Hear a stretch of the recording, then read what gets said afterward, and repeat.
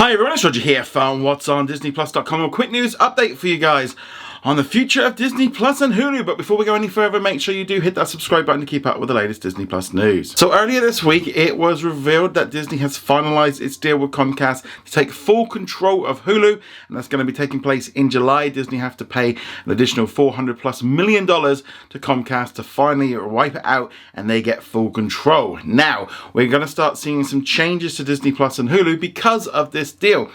Recently, Bob Iger, who is the CEO of Disney, took part in an interview on CNBC, and he talked about a number of different topics, most of which included kind of combining Disney Plus and Hulu. He spent quite a bit of time talking about how they're going to be bringing them together into one app, utilizing more of Hulu inside of Disney Plus, and really kind of wanting to consolidate and also try and save money. So this thing is happening. We have been seeing over the last 18 months, Disney kind of getting Disney Plus subscribers used to the concept of Hulu.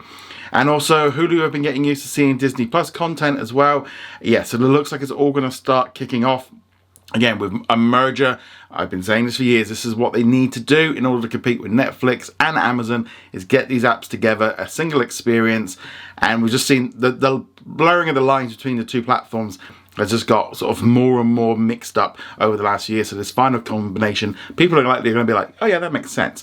So that was one key aspect that he was asked about. He was asked how this is going to impact customers, and the kind of consolidation thing was something that he brought up. It was also interesting. He mentioned that Hulu is then going to be turned into an international brand within Disney Plus. This is something I've been talking about for many years, where I was expecting the Star Hub to be rebranded to Hulu, and I think that's going to be happening very soon. This is for a couple of reasons. First off, it allows for better kind of interconnectivity with the Hulu brand around the world. If they do something in the US, they don't need to keep changing the posters and the trailers. People know what it's going to be. Also, we had the whole situation with Reliance and Star India, where they sold that company and kind of created a new spin-off company, and so therefore the Star brand went with them, and the Star brand was always pretty bad. I never really liked the idea of it. It was very generic. And so yes, I suspect we're going to see the Hulu brand start to become the Star Hub.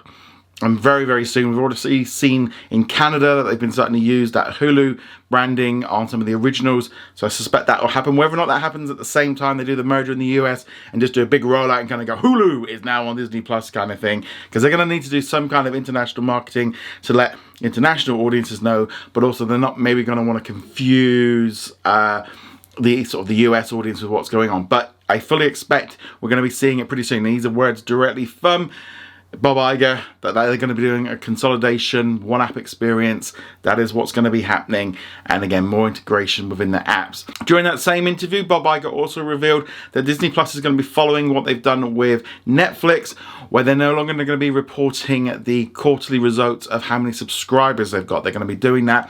Don't know when that's going to be happening. Usually when they talk about this on these kind of CNBC interviews, it's kind of getting shareholders aware of what's going on. Netflix stopped earlier this year. They're more focused now on profitability. Disney Plus is profitable. And I think, again, when they merge them all together, that will help with all of that kind of aspects.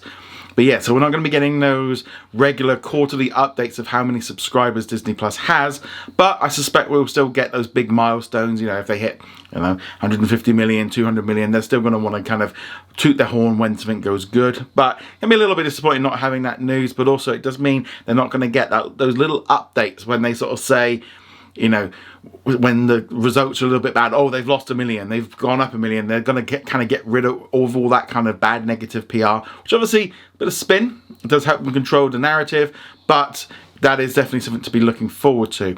Also in that same interview, Iger did also talk about the fact that they're not looking to sell off or spin off their linear channels.